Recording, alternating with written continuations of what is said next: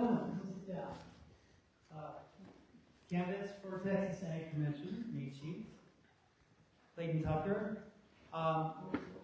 Just get some ground rules for this, because we're in such a contentious political environment nationally. This is a feel-good, no gotcha, get to the issues forum. I see a lot of agreements here. If we want to go pick a fight, let's do it another place. FARFA and other families has a long history of collaboration and visioning and hope and courage. We're going to stay with those themes today. So I'm Alan Lewis. I'm a VP at Natural Grocers. I've been doing the ag policy work there for 20 plus years, and I have a very big mouth and I say a lot of things. But I'm going to try to be quiet today. Good luck with that. Dozens and dozens of questions already submitted by the FARFA Southern Family Family. So I'm going to try to frame this discussion and then do some lightning rounds, get some feel for particular issues. Then we'll dig deep on a couple of things. And with that said, let's get going. Each of our candidates here is going to take 5 or 10 minutes to basically give you their position on agriculture in Texas, the position of being Ag Commissioner in the United States right now, especially in the big states. So, Clayton, let's have you start since you're closest, and let's hear what you have to say. Howdy. Howdy. Let's try that again. Howdy. Howdy. There we go. I want to thank you all so much for being here. I also want to thank you, Alan. I want to thank FARFA and Judith. I want to thank you, Nate, and of course everyone joining us online. Like, this is really fantastic. This is democracy in action. So thank you all for being here.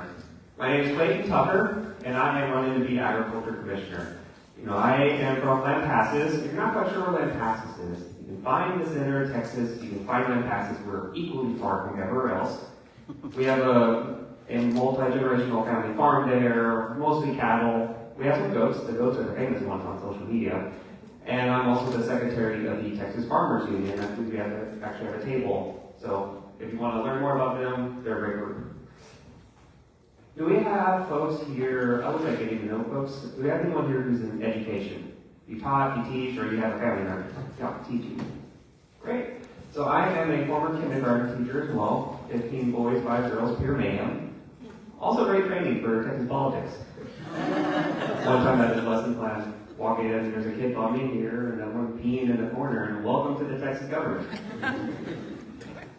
But let's get down to the serious facts of the matter. This race is incredibly, incredibly important. If you eat food, everyone is involved in this race.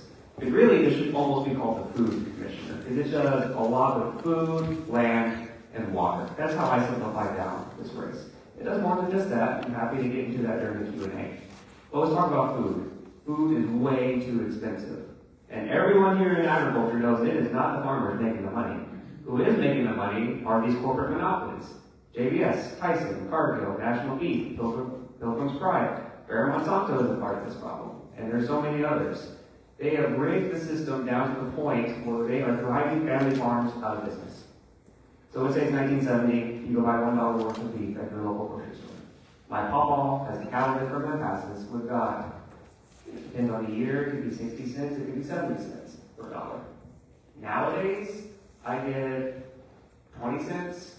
Again, depending on the year. Cattle's having a good year right now. But it's the only thing that's fundamentally changed since the 1970s. That's when the get paid or get out started. And they have systematically been destroying family farms. We went from thousands of processors, thousands of producers, thousands of butchers, to now just 1 or 2 or 3 corporations control the whole thing. And the Agriculture Commissioner in the state of Texas is very unique. We actually have some powers, not absolute authority. We're going to have to get other anti-monopoly candidates elected to start busting up a lot of these monopolies, which we are aggressively going to start doing on day one. Let's talk about land. We are losing our land at a very concerning clip.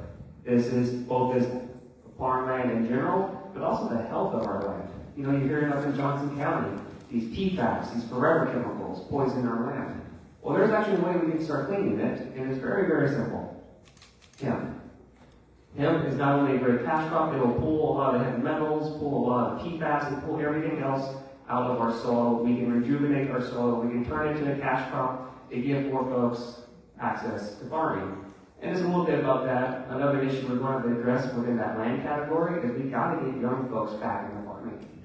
Look, I am the first nominee from either political party to be born in the 1990s. Please don't have that against me. And there are so many young folks, people my age, people younger than me, who say they want to get into agriculture. This is extraordinarily hard to do so. I had the great fortune of being born into it. A lot of folks are not that fortunate. But we have to redesign our system to make it work for family farmers and small farmers and starter farmers once again. Now, let's talk about the big one. The elephant in the room that I'm sure we'll be talking a lot about today. And that is water and these data centers. If these data centers, particularly the AI and hyperscale ones, if they are not being done correctly, they will drain our water. And it's not even just that. You have Wall Street billionaires, particularly Kyle Bass, draining out the East Texas aquifers so they can sell it back to us. Now, this is a complicated issue, but I fundamentally believe, and this is my values on this, that we need to put pause on these hyperscale data centers, these AI data centers. They take up too much of our water, they take a lot of land, they create a lot of noise, and that noise is very harmful. Talked to a guy up in Dallas, well, Ray County, Grayson County is north, who was saying the data center, well actually that one was the best facility, that facility created so much noise, a lot of his animals died in the steel grips. We've heard folks who raise sheep, whose sheep started dying. We've heard folks from mothers who were having constant migraines from the noise. And look, this isn't about being anti-AI, anti-technology, or anti-economic development. Lord knows we need more economic development. But we can't be sacrificial lambs for that economic development. And a 1-year pause, a 2-year pause, I would prefer a 3-year pause, will help us weed out the fraud. AI is a bubble. Nothing radical there. Tractors were a bubble when they first invented. So was Xerox and internet and everything else. So we can pause it, weed out the fraud, get better technology. Also make sure we get some basic guardrails about use. With all these flock cameras popping everywhere, I don't want to create mass surveillance on accident. So we need, now that one is definitely above our pay grade, that's Congress, right? So I'll go ahead and pause there. Again, I want to thank you all for being here. This is incredibly important, us coming together, us talking about the actual issues, and that's why FARFA is an amazing group really focusing on these issues. Thank you.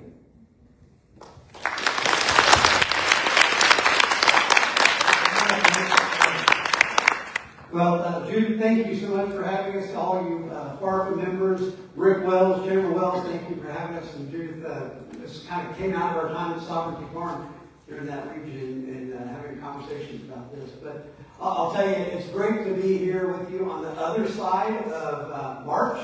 And I was talking with a number of people, and they said, Nathan, if you become the ag commissioner and your only thing you've ever known for was to help retire the current ag commissioner, you'll be wildly successful. And having been a business guy and not a politician, I'll tell you, I couldn't realize that politics is a blood sport, for sure. And had you asked me 5 years ago, hey, are you going to be in politics? I would have said, are you crazy? There's no way. Because it wasn't on my radar screen. I'm a business guy. I have not been trying to build a political career over the past number of years. And so when I decided to run, I really thought about agriculture and the place that we're in today, not just in Texas, but even in America. Because we have two things that intersect around food. The production of the food and the impact of the food that we eat. And we all know the statistics. I'm preaching to the choir here. But this week we lost 68 farms in Texas. And last week and the week before. And the reason is because farmers can't afford to be in business anymore. There's not a lot of things that Clayton and I might not even disagree on. Candidly, I'm very concerned about data centers. I'm very concerned about water. I'm very concerned about the loss of agriculture. But I think the biggest difference is how do you fix it. I'm a free market guy. I'm a business guy. And I believe that farmers and ranchers do not want to have the government have to provide subsidies to be able to allow them to continue to farm and ranch. You're right. You're right that we do have to create an environment to where young farmers and ranchers can come into it who aren't multi-generational. But it can be done. And the reason why I feel confident, because I was a small ag producer. I bought one beehive in 1997. My wife and I got married, Brad got married, and actually, I'm in my old alma mater. When I started walking in here, I started getting this weird kick, just thinking about being back here on campus. But I graduated from here in 1994, moved up to Dallas, met my wife. Right after we got married, she said, we need a hobby together. And so I bought a beehive. That was not the hobby she was thinking about. And so I called this guy, bought a beehive from him, and when I realized, I asked him if I could buy one, he said, yeah, sure. And I realized I lived in an apartment, so I called my parents and asked them if I could put a beehive in their backyard. But that one beehive turned into what today is Major Dates, the largest honey company in the United States, the #1 brand. And you know what? How we built it? One hive at a time, one jar of honey at a time, one customer at a time, one retailer at a time. And it was just kind of this sideline hobby for about the first 16, 17 years. But I did something that I'm so grateful for, is I put my cell phone number on the back of every bottle of honey that I sold. And so for 17 years, from 1997 to 2014, I talked to thousands and thousands and thousands of people. You'd actually be quite shocked how many people would call off the back of a bottle of honey. But when people called, they wanted to know what's in it, who made it, where is it from, do you add anything to it? Does local honey help with allergies? Do you test it for anything? And so over those 17 years, but now I look back on it, it was a consumer research project. It helped me understand what people wanted in their food. And candidly, those are the same questions that people are asking today. People want to know where their food comes from. People want to know that they can trust who's producing their food. And we had a vision as a honey company. We had a mission statement. I wanted to honor God and help you and your family live healthy lives. And then secondly, we wanted to be the most trusted honey company in the world. Because at the time, people didn't trust honey. And so that's what was the guiding principle. And the other thing that we did is we began to test all the honey twice for herbicides, fungicides, pesticides, corn syrup, rice syrup, antibiotics, and the pollens. I tested before I bought it, and I buy it, and I test it again. And at first when I did it, beekeepers were a little annoyed because nobody tested honey.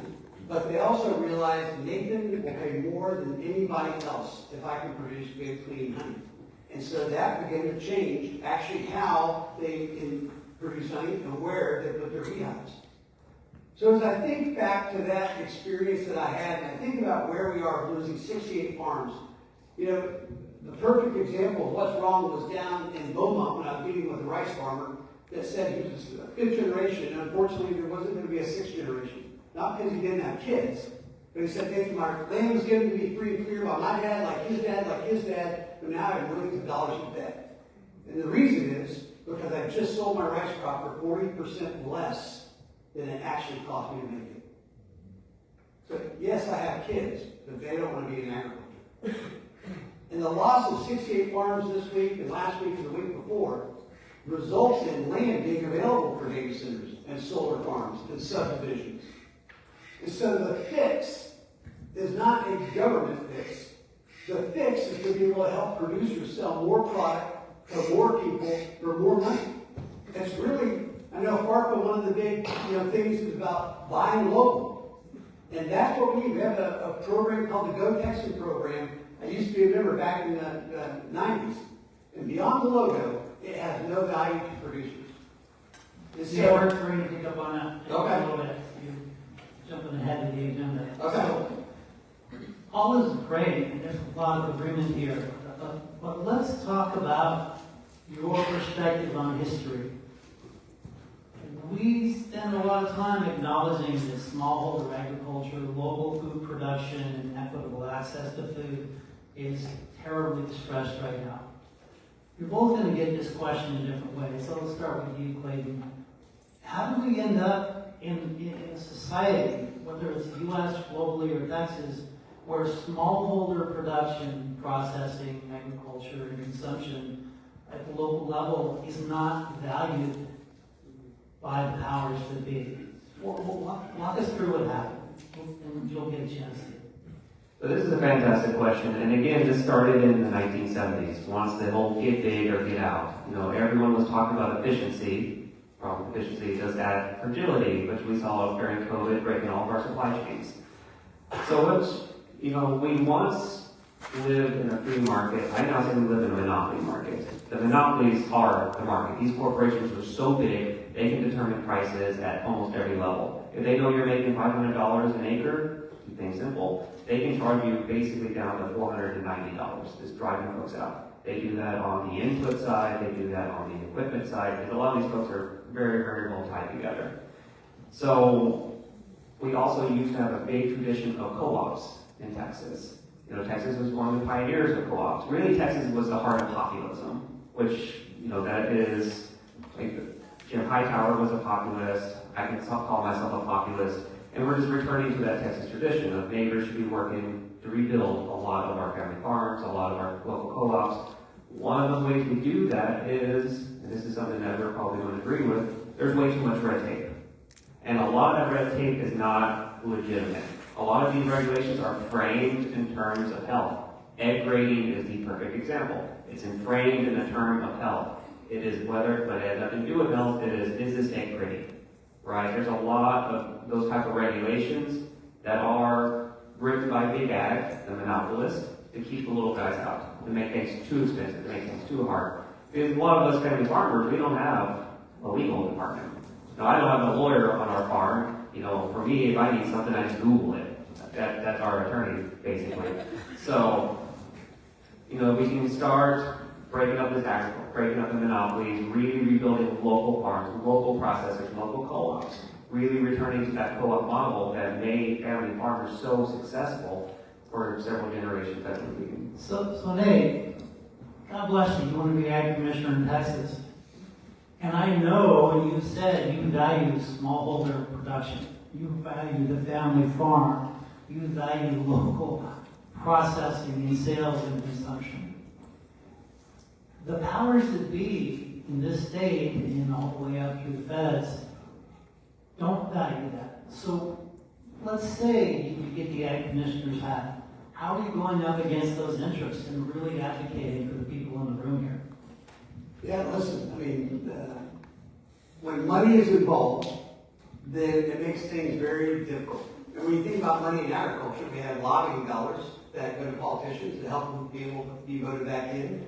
And then in addition to that, then we created a subsidy system in agriculture that really takes away the competitive drive sometimes of some producers because they always know that they have a fallback in the crop insurance program.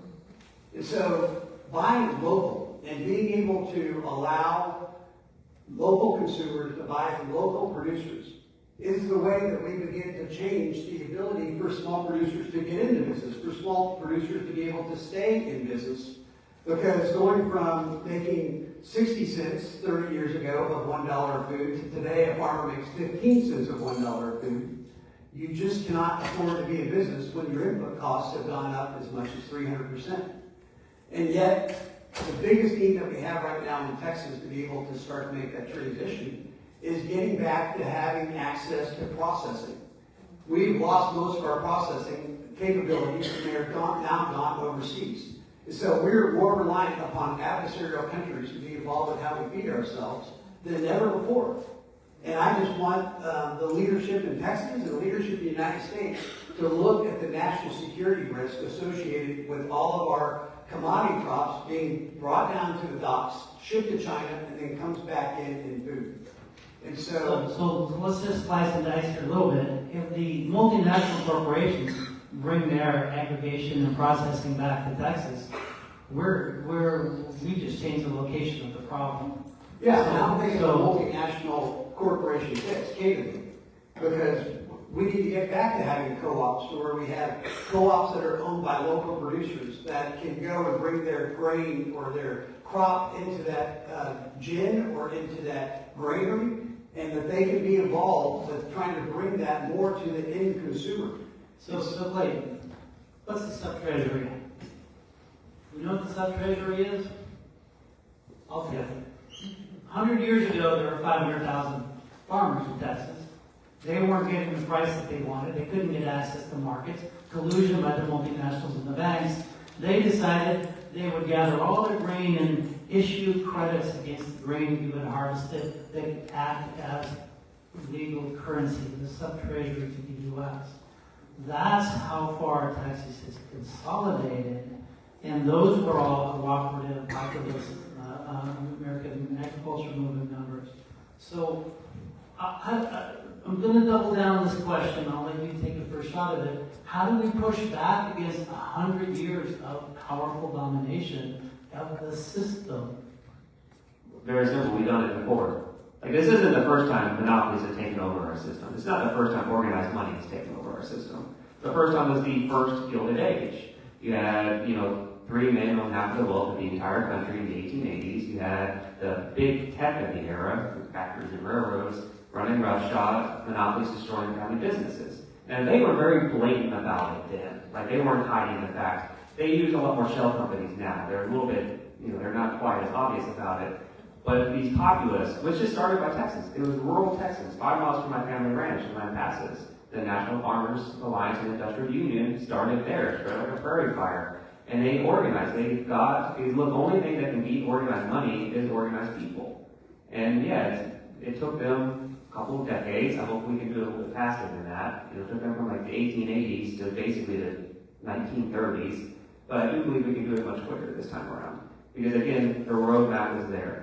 To break up these monopolies, to really make sure that when you spend when you spend a dollar, let's define populism. This is how I personally define it. And yes, it's a little bit of an oversimplification. That when you spend a dollar, whether it's at a grocery store, a local feed store, a local bakery, whatever you happen to spend that dollar in, that dollar stays local. That it circulates locally. If you rather that dollar to go to Wall Street or go to some international corporation, then you're a monopolist. And we are about to fix our trade system. The corporation said they use international trade to completely rig the system. That is one of the ways that we destroy it. There's a lot of talk about NAFTA destroying manufacturing.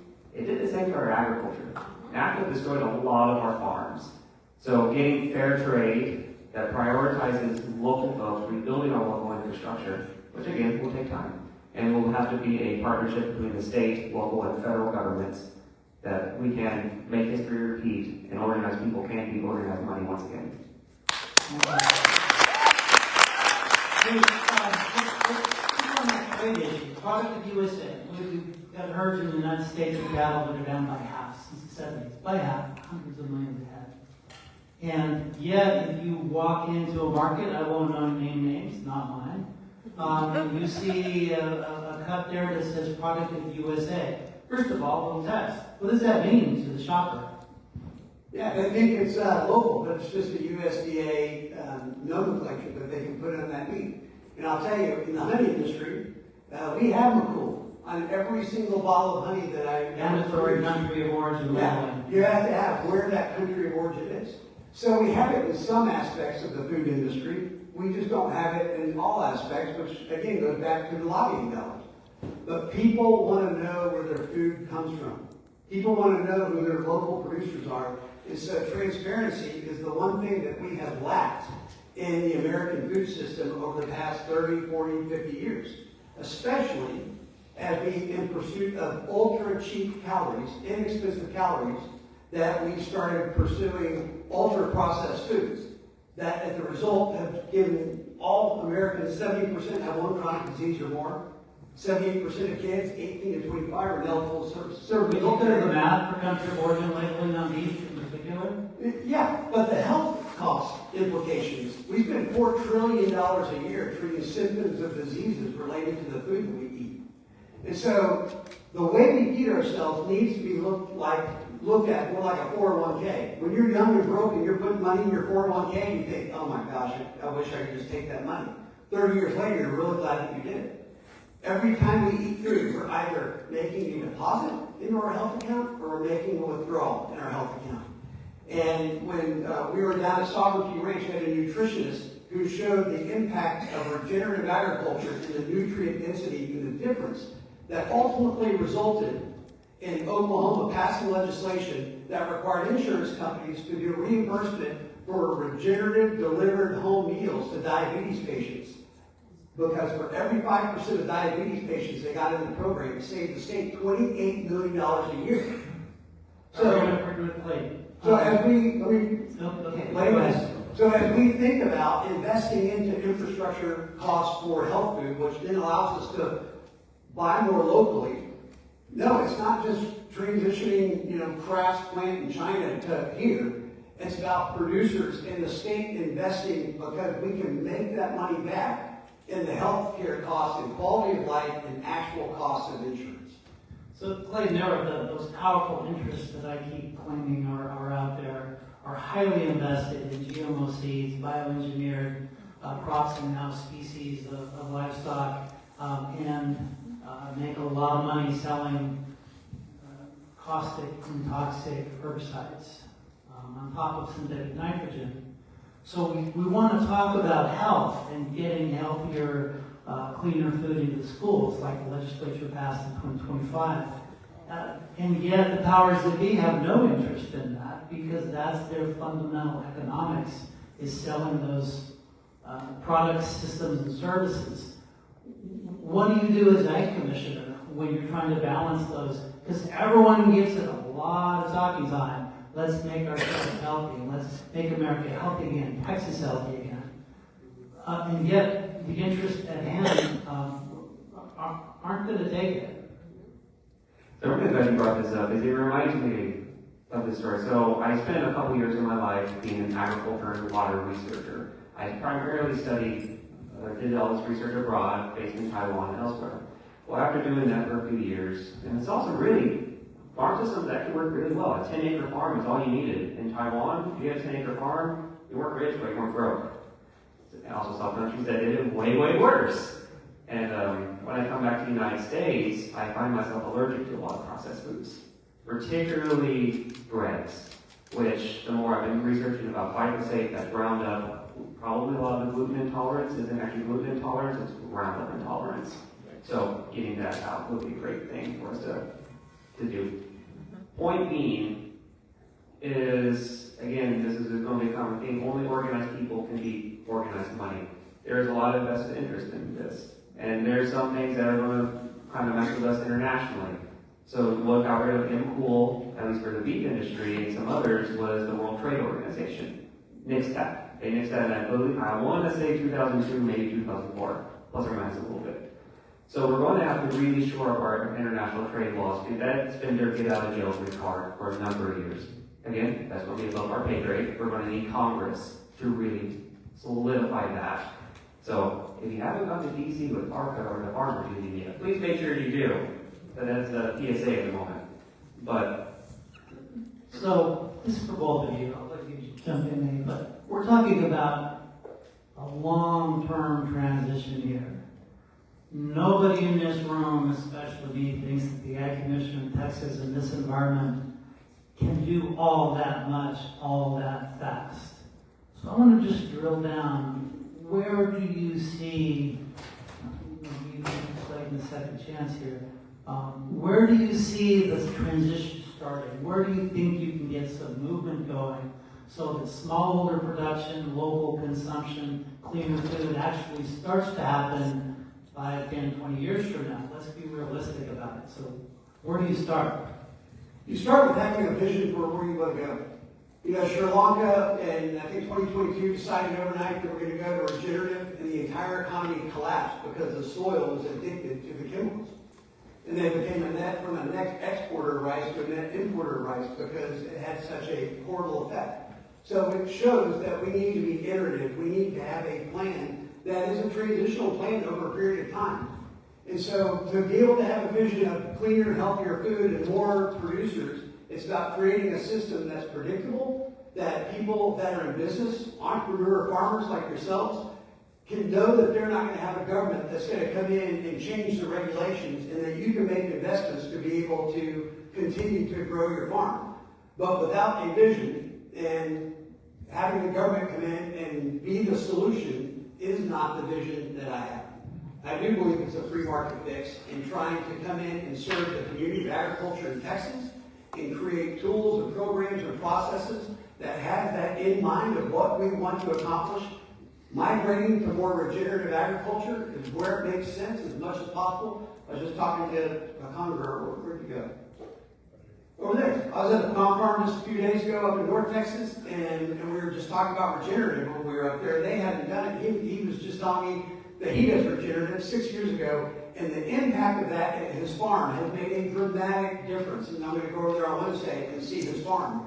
And so it's the economic success, like the regenerative farmer Mike out west of Lubbock, where he's doing regenerative cotton, and they're producing more cotton and selling it for more money with less inputs. And so What's the first call you make after election day, after your mom? Who are you calling first to get this change started? Well, that would be meeting with Commissioner Jim Hightower. He'd be one of the first folks I talked. For folks who don't know, Commissioner Hightower created the organics movement. He got that organics label really, really going in the state of Texas. And I also kind of want to circle back to the regenerative thing, because fun little story. So, our family farm, I've been fussing with my family. They were doing everything conventional. I was fussing with them, hey, let's go regenerative. I really think there's something to this. Well, it shut me up. They're like, okay, here's 27 acres, do what you want, we don't care. And I cut it all up in multiple paddocks where I rotate the animals, multi-species, went from just cattle to goats and other things else. And after 1 or 2 years, my grasses were up to my knees and they were down to their ankles. And I had basically no input cost. So, with the war in Iran really messing up our supply chains, which farmers are already feeling, and we're really going to start feeling it probably fall to the spring, this is a golden opportunity to help farmers make that transition. There's a lot of fantastic boards, ARPA, Farmers Union, Noble Research Institute, who do the education aspect, and they do amazing there. I do believe that, government at its best is just, it's people working together to solve common issues. Right now it's been hijacked by organized money, so the people it's helping, all the government, FDR is saying all the government is collective self-help. It depends on who that collective is. So right now that collective is the monopolies, it is the corporations, it is these folks, these greedy few, these moneyed interests rigging the system. But if we can make our government loyal to the people again, and to support us, and also to get out of our way from time to time, that will. So very similar points with you. Where's the incentive? How can the government, the least amount of cost or interruption, help people understand that incentive? The regenerative, lowering your nitrogen inputs. Somebody's still going to push back against that, but I think I've beaten that drum plenty on this. Every soil consultant who's selling nitrogen and NPK probably doesn't want to hear about converting Texas to regenerative. However, someone looking for locally grown food in this drought flood cycle that we have now is going to be very incentivized to look at regenerative soil that can hold that water and release it when it's needed. So I think that's encouraging. A couple of really short responses here from you guys. Screwworm, thumbs up, thumbs down. According to the gospel, right? And we can point fingers all around. Do you think that the state will step up? And Arizona, I think, in New Mexico are, but will Texas step up and start addressing the screwworm issue again? Who wants to go first? Yeah, all right, go first. So, I assume everyone knows what screwworm is. I'm just going to give a super duper debrief, particularly if anyone's watching online. It's a fly, but instead of laying its larvae and maggots on dead animals, it does it to live ones. It's been going after cows, goats, sheep, dogs, and cats have actually been a major transmission more in Mexico, and it really loves deer. And a feral hog could really spread everywhere. Right now, our government, this is primarily the USDA, is focusing just on the sterile fly technique, which is an important tool. We lost a lot of those facilities. We sent everything abroad, but we also sent those facilities abroad, and we shut a lot of them down. We're rebuilding them. It's going to take, one report I saw, maybe 2027 is when a lot of those facilities are up.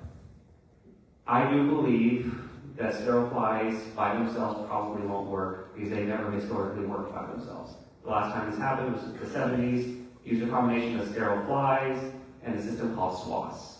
Now, SWAS in the 1970s was, but a SWAS these days, I saw a study from 2012 that it actually only hurts screwworm populations. It doesn't hurt any other populations. It smells like death. It does not smell great.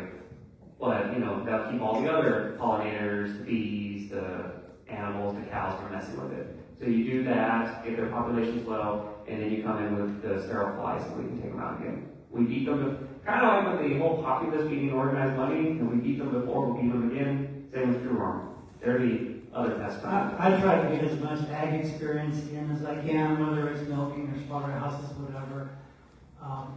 I removed screwworms from hogs in Haiti in 1986. That is not an experience I recommend to anyone. That's like aliens breathe. We're going to go to mealybugs for you, because this is new to me in Colorado. But you guys have a serious infestation in your pasture land. Can you talk about what's happening there? Yeah, so there's 20 counties down in the Gulf Coast that have been quarantined because of pasture mealybug. It's from Australia. EPA doesn't have any treatment for it. They don't know where it came from, which just enhances all the more reason why biosecurity is so critical for Texas. And that's part of the regulatory aspect of the Texas Department of Agriculture, to ensure that plants that are being imported are inspected to ensure we don't get things like the pasture mealybug. And I wanted to just tack on about the screwworm. You know, the SWAS method is like napalm. And being a beekeeper, we've lost 65% of the bees in Texas in the 24-25 hunting season and in America. And so to make sure that we are not impacting the pollinators, and the sterilized fly methodology is what's really worked. We've actually had in Pine Island out in Florida in 2017, we had an outbreak of screwworm, came in on a storm, and they eradicated it in weeks with just a sterilized fly method. So we have 100 million flies. We just brought a new facility online, which should give us another 100 million flies a week. And they are positioning them. There have been 42 cases, 8 of them active, but every time a case happens, the USDA repositions the fly drop to go into that area. So the female fly mates one time in her lifetime. And so if you have outpopulate the sterile male flies versus the fertile, then the female is mating and she's not producing eggs. And so we're winning this, and actually it's amazing that they have kept it so far south, and we haven't had a massive outbreak with fawns dropping and with hogs as well. But I'll tell you, I mean, they are fast pacing. We're going to have a new facility because the other one burned down in South Texas. The new facility was supposed to come online at the end of 2027. And now they're saying it's probably going to be more like March or April in 2027. And so as soon as winter gets here, so pray for a good cold winter, it'll push that fly back down south, and then that will get us to the spring when we're really going to be able to wall. Another lightning question here. You're no good at lightning questions, by the way. D10, synthetic cannabinoids, so-called legal industrial hemp. And y'all just shut that down. I haven't read through the details of it, but let's talk about hemp. I'll let you go first. You mentioned it soon, but how important is hemp to the Texas farming economy because of its resilience and tolerance and whatnot? Do you see that in the future? Yeah, but we're not going to be able to save our lands without hemp in some form or another. Because again, a lot of our lands have been contaminated. Looking at Johnson County with the PFAS and heavy metals, hemp can pull a lot of those things out. You just do a couple harvests with those. Now you have to just don't consume that hemp. Once you do that, it's be full of those chemicals. So you have to dispose of that. But once you're done with that, you'll be really, your soil will be restored. And look, the government right now, mostly Abbott and Paxton, or Patrick, are just kind of going back and forth, like what's legal, what's not legal, and it's really messing up a lot of small businesses. The Delta 8s and the Delta 10s are now illegal, and that's a lot of businesses were based on that. Delta 9s are still okay. And look, this is ultimately my values with all this, is that I believe in very strong labels. That when you get something, you know exactly what you're getting. Whether it's you're buying beef, or you're buying bread, or you're buying a hemp product, or you're using a hemp product for industrial use. You should, we need to trust adults to make the decision best for themselves, best for their families, best for their businesses. So strong labels, accountable labels, but then just let people decide for themselves and what's best for them. So, let's talk water in the Permian Basin. We will get to data centers in a moment, but I follow the petroleum industry and energy really carefully. Y'all are pumping 1 billion gallons of produced water back into, under, and through the Permian Basin. And between the salts and the industrial residues from fracking and whatnot, y'all are killing a big part of your state. And that partially comes under the Ag Commissioner's purview. Nate, concerns? Absolutely. I mean, water's a concern for all of us here in Texas. In West Texas, it's produced water. South Texas is making sure the Mexican American treaty is held to standards. East Texas is to make sure that we have property rights, but at the same time, don't allow people to come in and impact our right of capture their neighbor. North Texas, it's about eminent domain and losing farmland for another aquifer or for another reservoir so Dallas-Fort Worth can have water. So it's a very regionalized, very complex situation. In the Permian Basin, we get 26 million barrels a day of produced water. And what produced water is when they're extracting oil and gas, you get water. But that water is filled with PFAS and other chemicals. And so they are 6 years into an 8-year project, work with Texas A&M and UT and Texas Tech to take that produced water and clean it up and get it to the place where we can actually use it in agriculture, maybe even potable. If we could do that, we could turn West Texas into the Garden of Eden. Well, there's some optimism. Thank you. I promised you some. We're going to go back to data centers. You guys see the clock, 14 after the hour. Judith Gary has a mic. She's got some other additional questions that I've missed. She's going to present them in a couple of minutes here. One of the themes here is what happened to small, what happened to family farms, what happened to local. And when you look at data centers, this is the biggest of the big multinational interests and big family investment money from Gates to Rothschilds to whoever, right? And they're calling the shots at the local level. So with the data center, there's a certain number of things, which is you're taking water that you probably shouldn't. You're contaminating it, raising the temperature 20 to 50 degrees, putting it back into the environment, possibly through the municipal sewage system. You're also, Jim used the word, cajoling local authorities to get land use, related to the loss of the viability of farming. The carbon use, the climate changes, the noise, all of that. Again, here's a new ag commissioner going up against, it's not David versus Goliath. He's got a lot bigger than Goliath.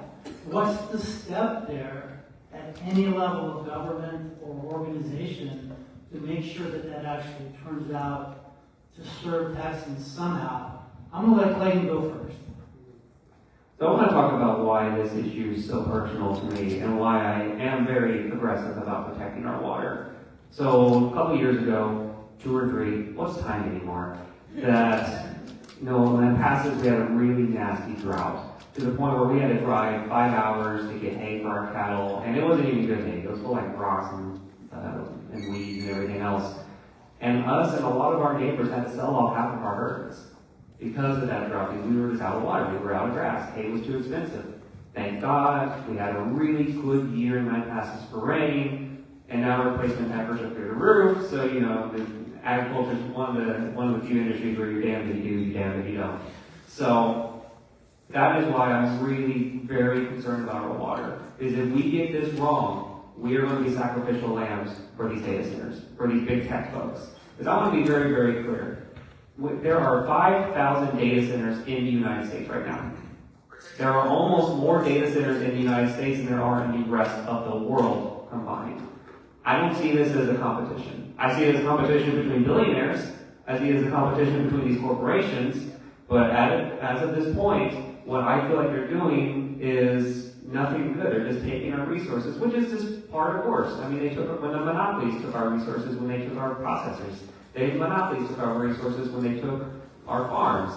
They are going to take our water, and look, even if they use a closed loop, okay, yeah, so a closed loop, in theory, will use less water, but they use a lot more power. And guess what? That power comes from gas or coal. They will use a lot of water there. Even if they use nuclear energy, particularly out in the Texas Panhandle, uses a significant amount of water. Now, it's one thing to build a power plant so we can, have a hospital, right, or have homes. It's something else when they are doing it just for these data centers. They create significant amount of noise. They create significant amount of heat. We're seeing some early research, and these are the AI ones. I want to be very, very clear. These are the AI, the hyperscalers. So when folks say, oh, well, you're on Facebook, so you're using AI, or you're using a data center. Yeah, you're using like the one that's 10 years old. That's like a megawatt. If it's a megawatt, that's 1,000 homes. When it's a gigawatt, it's a city. So is there hope to bring this in? Where do you start? AI is a bubble, which means time is not on their side, time is on our side. And the bubble's starting to burst. We're already seeing it through the supply chains. They're running out of computer chips. They're running out of power generation cores. A lot of these buildings are going to be hollow buildings. Actually think about this transportation company. I don't remember their name. But one day, this transportation company turned itself into a Bitcoin company. Literally just added Bitcoin to the name, and their guy loaded the trailer, was a Bitcoin engineer, and they made all this money. They made $1 million just by changing the name. That's a sign of a bubble. So when the bubble bursts, they're not going to have money for any of this stuff. And this is looking like it'll be a 2008 style bubble. So anything we can do to delay them is to stop them. That delay could be an agricultural impact study. Only 20% are actually reporting how much water they intend to use. There's no verification of that. So we can get the verification of how much power, how much water do we use. Are you going to be causing inflation? Who's paying for it? Are we paying for it, or are they going to be paying for it? So Nate, I'm going to ask you the same question in a completely surprising way. Remember our theme here, big versus little. Why do we stop valuing little? How do you measure, you personally, or how should we measure the value of privately owned farmland, a family farm, a working well, cattle that are not contaminated by remember all the treatment that goes into that data water? It didn't come out clean. It's so full of Teflon and PFAS and all this stuff to protect your equipment. But I'm trying to get at what's the value that we're protecting. Clayton, I think, is right. There's a million problems. You've acknowledged those. But what are we protecting? We can value big ag as bushels or dollars or experts or head cattle. How do we measure what matters to people in the audience here? You listen to the people that put you into office. You go and fight for the very things that are the best for all Texans, not just a few. And we have, anybody concerned about data centers in here? Because I am. I'm concerned about the land use, the water use, the power use. And I'll tell you, they have taken advantage of the rules that we have in the state as it relates to county. Unincorporated areas. Counties do not have the same building oversight that municipalities do. They don't have zoning. And I'll tell you what, folks, all this in agriculture, do we want to have to go pull a building permit so we can put a chicken coop up on our farm? Absolutely not. But these county commissioners are lacking the tools to be able to hold these companies accountable. And so we need to have some limited tools that's created. And I'll tell you, the way that's important for the ag commissioner is to be a lot of influence. And I have already been in conversations with the governor, the speaker of the House, the head of the Senate, who they started this summer, Senate hearings, to make sure that when we go back into session in January, that they are going to put tools in place to make sure that we hold data center companies accountable. So one of the things you're getting at, as you answered my question, is do those farm families control the use of their own land and the environment around it? Yeah, I think the environment around it, when your neighbor, when you drive through West Texas and you see all those massive windmills, well, that's because the government, under the last administration, subsidized all of that under the Green New Energy program. And now you drive through West Texas and all you see are windmills. But the guy that is his neighbor who didn't put windmills on his land, he didn't make any money off that. But all those other guys are. And so you just talked about that for her questions. I want to give you 30 seconds, and I will cut you off. 30 seconds to answer that question. How do we measure what we value? How do we measure what we value?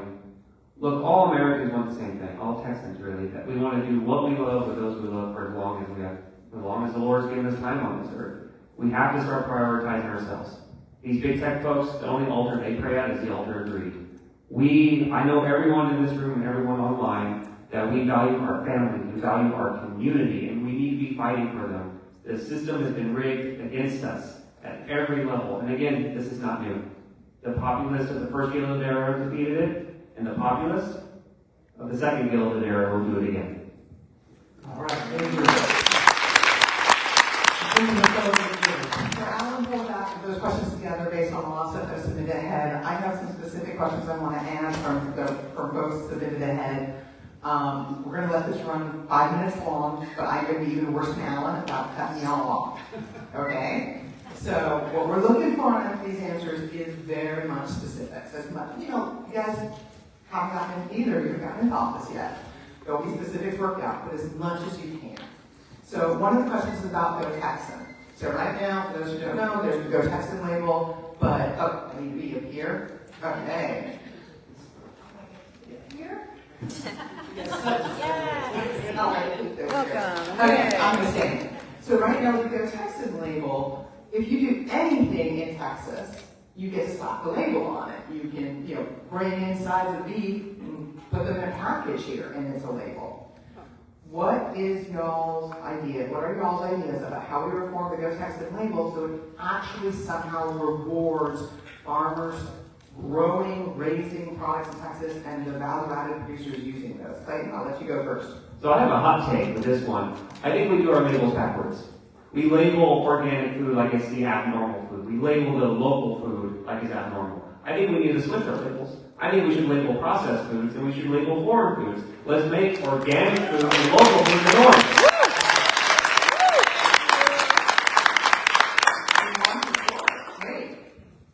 It wasn't about the Go Texan program, but so the Go Texan program, I was a member back in the 90s, has no value for anybody beyond the logo.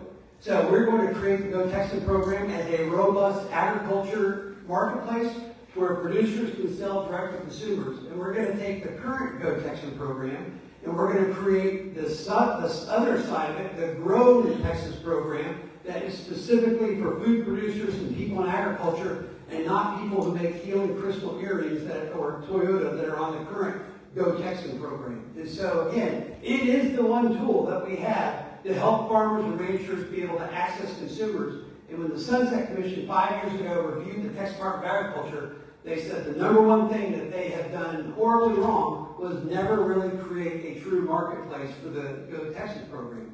So we're going to completely revamp it. I'm going to push you for a moment because you didn't answer what I was asking, because unless we reform it so that somebody can't bring in beef from Brazil and label use the Go Texas. We're not going to have that going forward. These are Go Texas products. And so we'll have some level of inspection that we got to figure out how it's done. But I'll tell you, in the food industry, there's a lot of shell games, as we all know. You go down to farmers markets and you start talking to people. Okay, I'm going to hold it. I told you I'm going to be even meaner than Alan knows. Let's hold it. So your idea is that we shouldn't be allowing imported foods under the Go Texan program. Okay, good deal. Another one, which we got multiple sort of different variations coming in, is what is the practical pathway? What programs do you envision to actually help new and beginning farmers, including, Clayton was pointing out earlier, farmers that aren't inheriting land, actually learn what they need to do and get access to land? I'll let Nate kick this one off first. Yeah, so the state is investing in the Young Farmer Program, the CAFA program. They just put $100 million in it last year.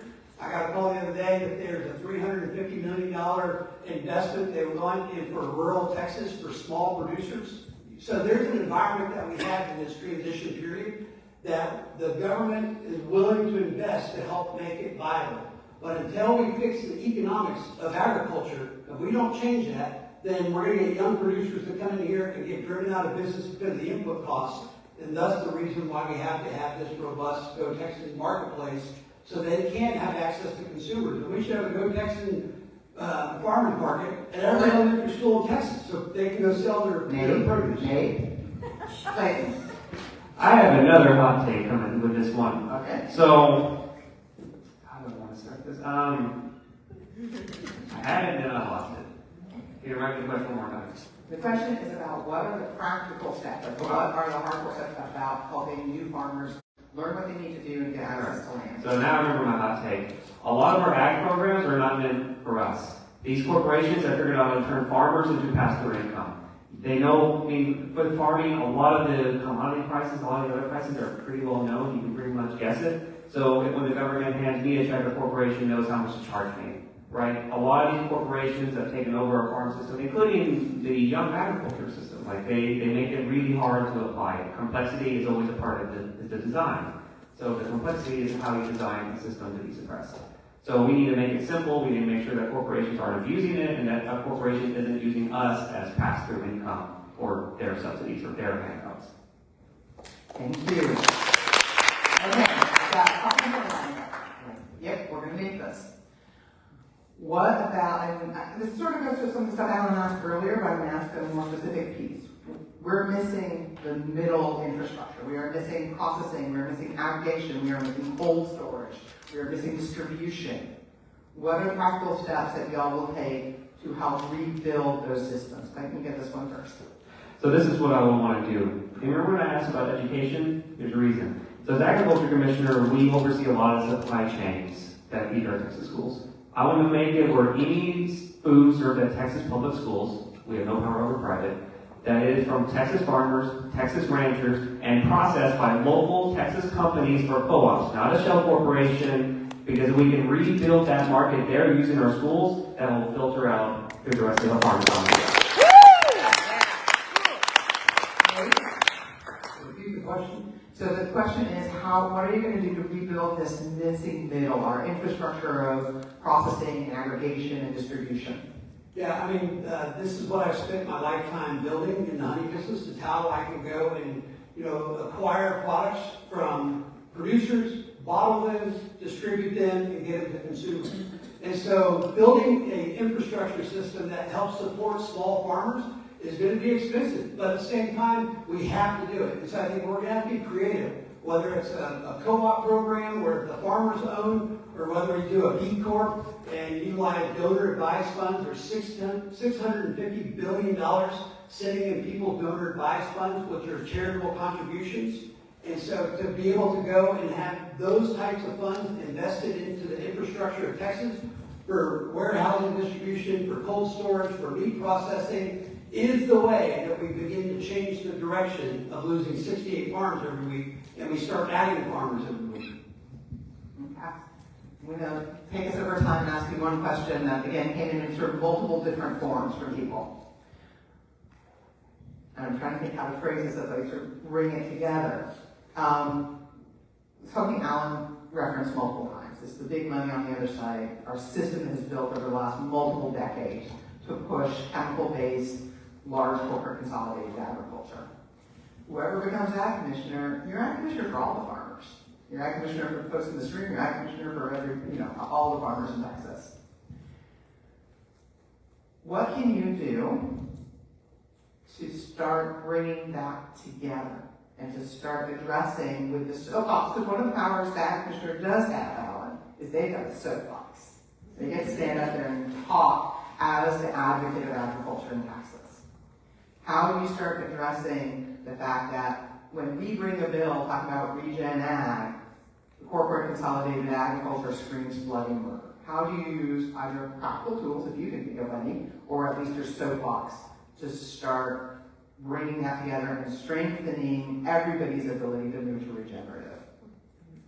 So first of all, we gotta make clear, we're all in this together. Like, it doesn't matter your city, country, whatever your favorite political sports team is. Like, we are literally all in this together. And that includes the 10-acre farm and the 10,000-acre farm. Like, we are all part of the food system, and we have to figure out how to work together. And that's where the farmers union, our secretary, comes in. We represent big family farms, we represent small family farms and medium family farms. And look, this can be done because regenerative agriculture, when you make that transition, it is literally more profitable for everyone. It can be done right, and yeah, the way you do it, what's fun about regen is not a one-size-fits-all. Our corporate monopoly model is a one-size-fits-all, and that's why it benefits only a certain number of farms. But bring them folks together, make them realize like, we want y'all to be in business too. Like the point is that Texas should be growing its own food. We used to grow our own food in this state. When you bought something from the grocery store, it was Texas food. A lot of times it's not anymore. And we're going to need big farms, and we're going to have small farms as well. Awesome. Nate? The question is, I'll see if you can get me shorter this time. Basically, what do you see as the Ag Commissioner's position of your voice of bringing together the whole scope of the farmers that are involved and making it so that when the small farmers in our region community come forward with proposals, we don't have as much pushback. That's not quite how I phrased it before, but that's how I'll phrase it now. Yeah, I think we have a different environment than we've had historically. We have the federal government making a massive investment to try to help transition farmers to regenerative agriculture. I think they put $750 million into that, and there's even more coming that is going to be there. But at the end of the day, the success of current regenerative farmers that are more profitable, that have higher yields, that have higher nutritional density of the food that they grow, which then has a better impact on the nutritional aspects of our bodies. All those things are compelling that are going to begin to motivate. And then it comes just down to making sure that we're training, that we do have incentive programs, that if you want to take your farm and transition over 3 years, the entire farm, that we help people to be able to do that. But at the end of the day, there's nothing like success that inspires other people to want to emulate that. And we see that out in West Texas at Mike's organic cotton farm. And now he's got all the other cotton farmers coming over and asking, hey, what are you doing? Okay. Because Cut you off, because I'm going to give you guys 30 seconds each. I'm going to get a timer to give your closing. You were heading almost up, so I'll give Nate, we'll let you Clayton, you'll get last 30 seconds. Oh my God, guys, 30 seconds. Yeah, well, thank you again, Jude, for having us. Thank y'all for being here today. And I will say that, there's not a lot of things that Clayton and I, or even Jude and I, see differently. That we all see the challenges that we have in agriculture today and also on the impact of our health. But how we fix it is the biggest difference. I'm not a big government guy. I went to Venezuela on a mission trip in 1997. I went back 10 years later after the socialists took hold of it. That country was destroyed. And so that's about the government coming in and destroying businesses and destroying food supply. So we're going to come at it from a free market perspective to help all of you be successful, and you are the solution. Okay, you actually get 45 seconds.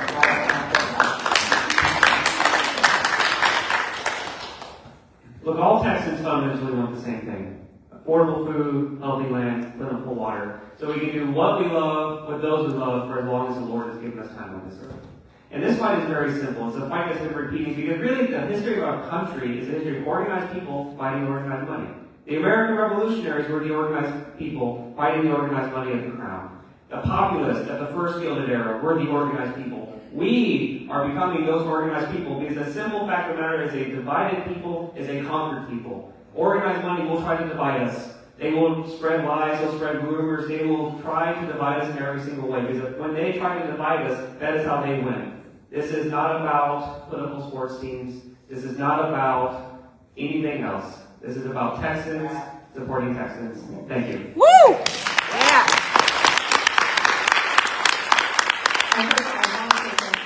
Both for when we started, which is thank you for making the time, thank you for coming. Thank you guys for how well you stayed on talking about the topics and not on partisanship. And thank you for putting up with my smart Alex and Alex smart Alex through all of this. You guys, I appreciate that. Before I leave, I'm going to take advantage of saying, come on folks, activism. So if you haven't spotted it yet, down in the exhibit hall, we have a table for activism, and one of the things is taking a video and sending it to your congressman, and we have how to do it. So please come down to the park, the table, and actually take action while you're here. Thank you all.